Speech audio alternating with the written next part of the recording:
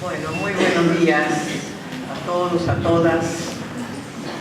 Con agradecimiento de esta invitación, no es la primera vez que estoy en esta aula hablando con los estudiantes, no serán ustedes quizá o algunos sí, y que este espacio abierto a estas charlas en fechas tan especiales como son estas que vamos a recordar ahora el 24, el domingo, de diferentes maneras, son fechas que marcaron la historia del país, no de nosotras, los familiares de las víctimas, sino del país completo. A veces cuando decían a mí no me tocó, nosotros decíamos sí, a usted le tocó también. A usted le tocó, quizá no era un familiar, quizá era un vecino, un amigo, un compañero, o si no, su libertad, su economía, su cultura.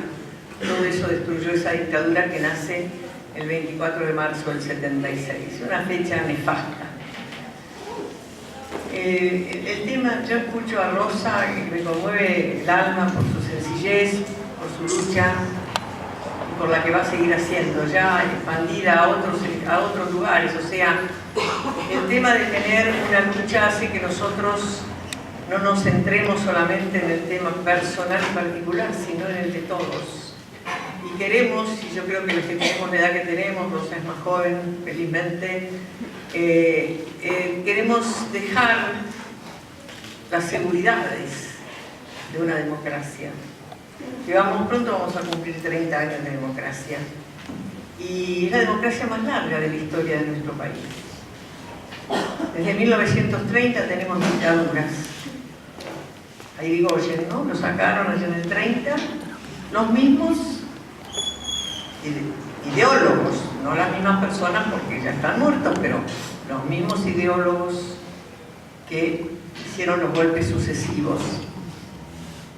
Cada vez que había un gobierno constitucional votado por el pueblo, al poco tiempo, con lo que fuere, con la excusa que quisieran decir, civiles y militares, porque siempre fueron dictaduras cívico-militares, desalojaban al gobernante y empezaban otra vez a la represión, a veces no visible, pero que existía, y a veces bien visible, como fue en el 55, donde mataron centenares de personas cuando bombardearon la Plaza de Mayo, hubo fusilamientos, proscripciones, etc. Esa historia la repitieron en forma permanente, por lo que a veces no es para disculpar esta todavía indecisión social que tenemos para muchos temas, sino que el haber crecido y haber sido educados en dictaduras, no tuvimos una cultura democrática. Yo siempre pongo, porque me tocó vivirlo, cuando tenía uso de razón, nací en el 30, nací justo con la dictadura, la primera. Y después me fui siendo testigo de las dictaduras sucesivas en diferentes edades, y lo que recuerdo era, bueno, no había televisión, no había nada, la radio, que era la comunicación que teníamos, teléfonos lo tenían los ricos, entonces era la marchita, siempre la marchita, el comunicado número 1 y los salvadores de la patria. Mi papá no trabajaba, yo no iba a la escuela, mis hermanos tampoco, y al día siguiente todo como si nada. Había excepciones, sí, había. ¿Quiénes eran las fuerzas que mostraban su oposición visible, corriendo riesgos? Los obreros y los estudiantes. Y entonces los demás, nada. No nos educaron para pensar que eso era ilícito, era un delito, que había que castigarlo, no festejarlo. Pero bueno, la represión existía, la educación no existía, y en la enseñanza que íbamos recibiendo en las escuelas, tanto primarias como secundarias, y también universitarias, había páginas de la historia no escritas. No se hablaba de eso. Hojas en blanco. Y cuanto más alguna efeméride en un pizarrón híbrido que no decía nada más que una frase que el chico pasaba y no la entendía y nadie preguntaba. No nos permitieron educarnos. Por eso cuando la generación del 70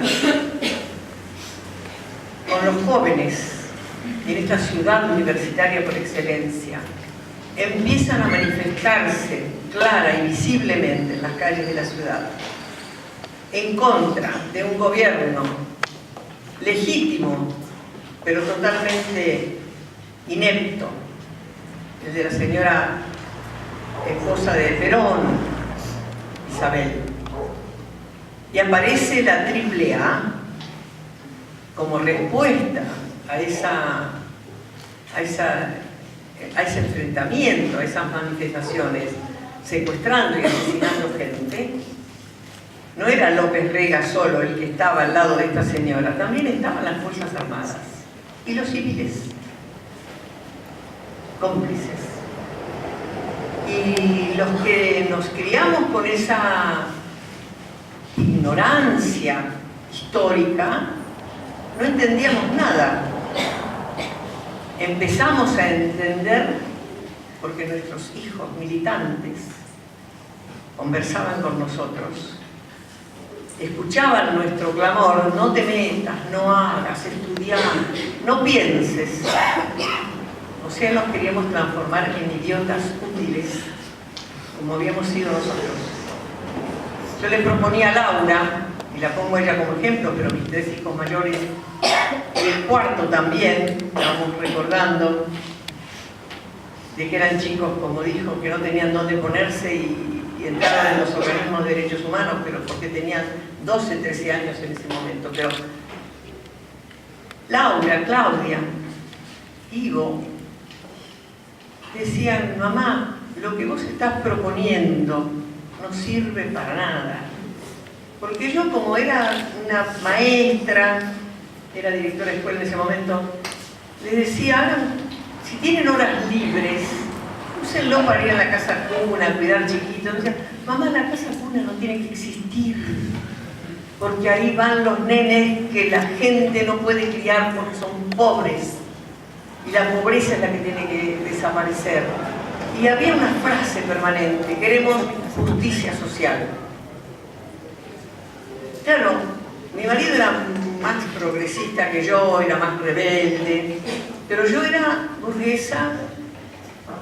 Mi vida estaba así, hecha en fechas, para el que dirán, para la sociedad, sin una participación política partidaria, y me votaba cuando me tocaba.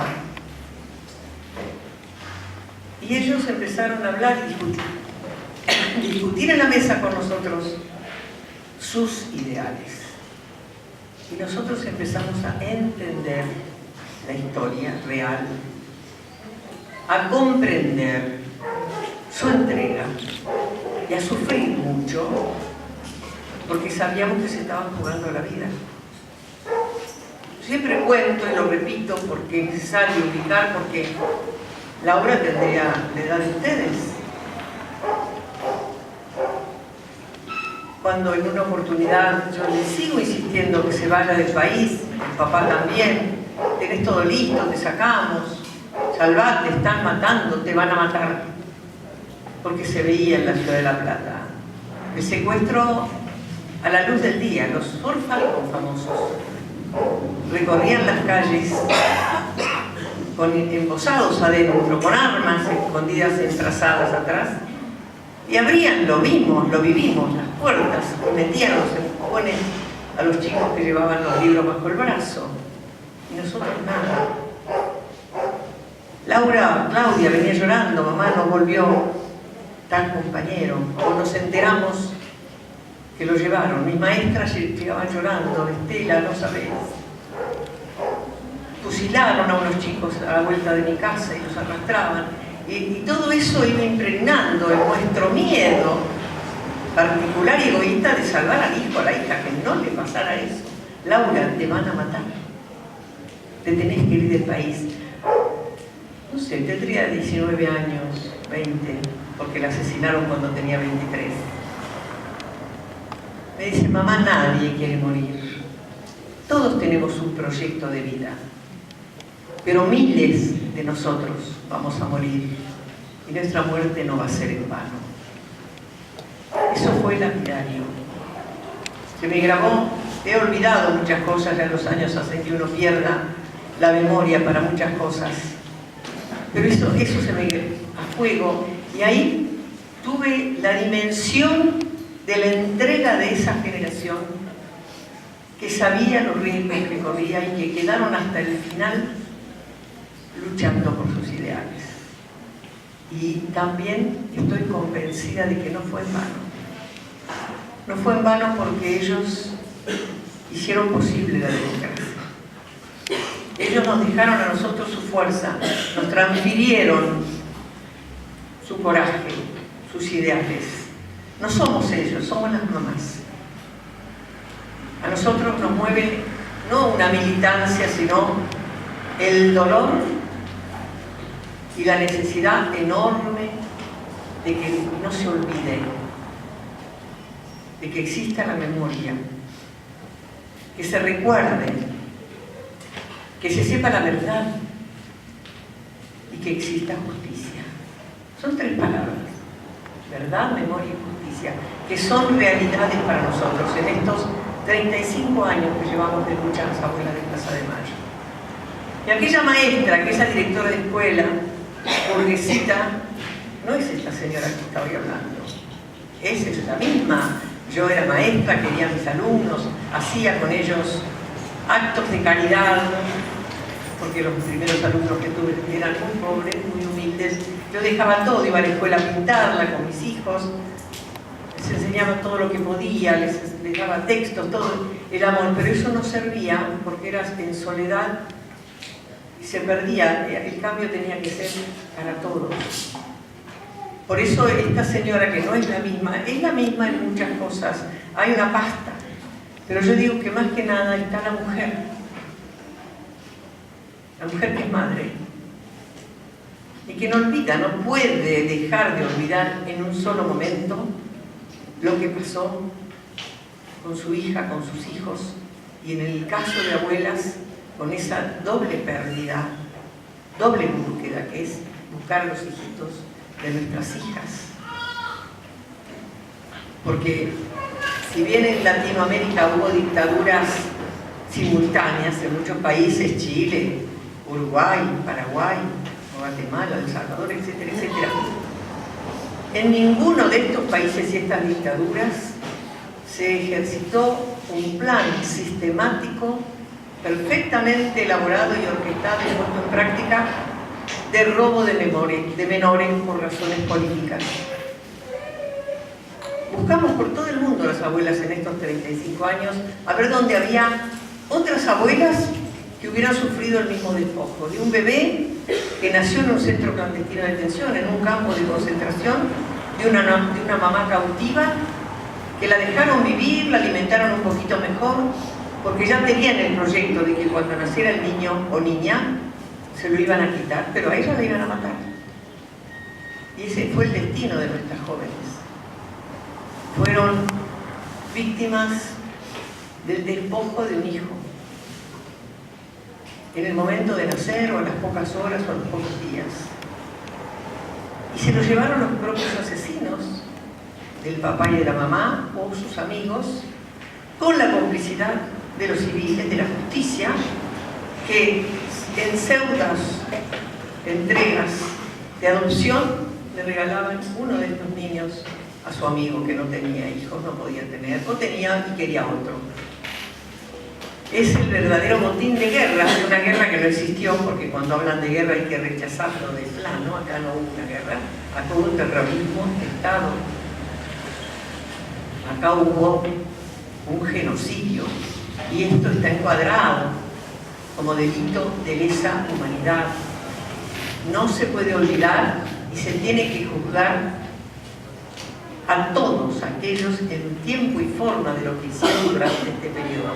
Y acá yo aclaro siempre que en esta demanda no hay venganza, no hay odio, ni revancha, nada. Es lo que debe pasar en una democracia. No podríamos vivir en un país como nos tocó, como se han referido cuando había leyes de punto final y obediencia debida, a convivir con los asesinos de 30.000 personas. Cuando existían estas leyes nefastas, que fue una claudicación del gobierno que podría haberlas evitado, porque si nos decía al pueblo que lo estaban presionando, nosotros salíamos a la calle. Ahí sí, ya no nos quedábamos como anteriores a los golpes de Estado, íbamos a salir con piedras, porque era lo que podíamos levantar del suelo a defender la democracia. Hubo claudicación. Y durante la vigencia de esas leyes, fíjense ustedes que podíamos encontrarnos, y de hecho ha pasado, en una confitería, en un cine, sentados al lado del asesino de uno de nuestros hijos.